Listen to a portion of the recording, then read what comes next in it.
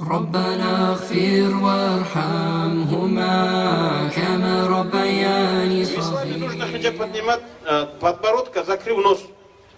Это нос и подбородок чуть-чуть отличаются друг от друга.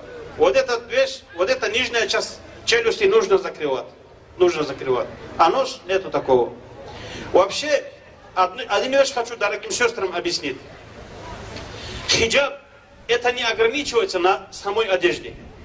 Женщина может так закружить голову мужчины, даже 7 хиджабов, если одеть, если она не сможет как человек ходить. Мы же видим, эти одевают какие-то специальные моды, бывают хиджабы одевают. Вопрос, хиджаб что такое? Хиджаб это то, чтобы незаметно женщина проскользнула там, где мужчина. Незаметно было. Скромно, аккуратно. Пророк, саллаллаху алейхи вассалям, спросил Фатима, радийаллаху анха, что самое лучшее для женщины? Она ответила, радийаллаху анха, что мужчина ее не видел, и она мужчину тоже не видела. Вот хиджаб. А сейчас, хорошо, сейчас там одела все, накрыла, и среди мужчин там на базаре везде, как Бэтмен носится. Это что хиджаб?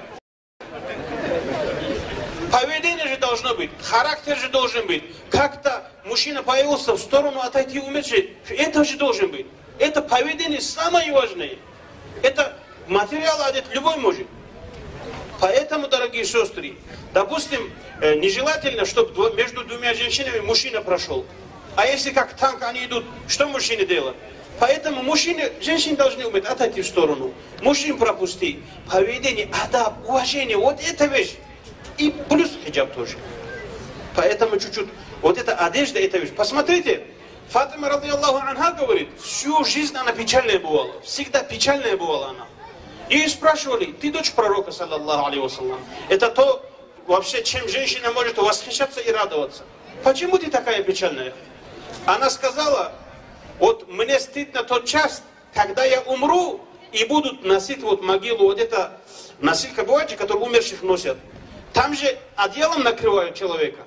А вот от этого одеяла, вот это силуэт, говорит, будет видно. Мне стыдно от мужчин, говорит, вдруг они увидят мой силуэт. Дочь пророка, саллаллаху алейхи вассалям, говорит это. Поэтому она всю жизнь бывала печальной. Это характер должен быть у женщин. Не хватает просто материал намотать.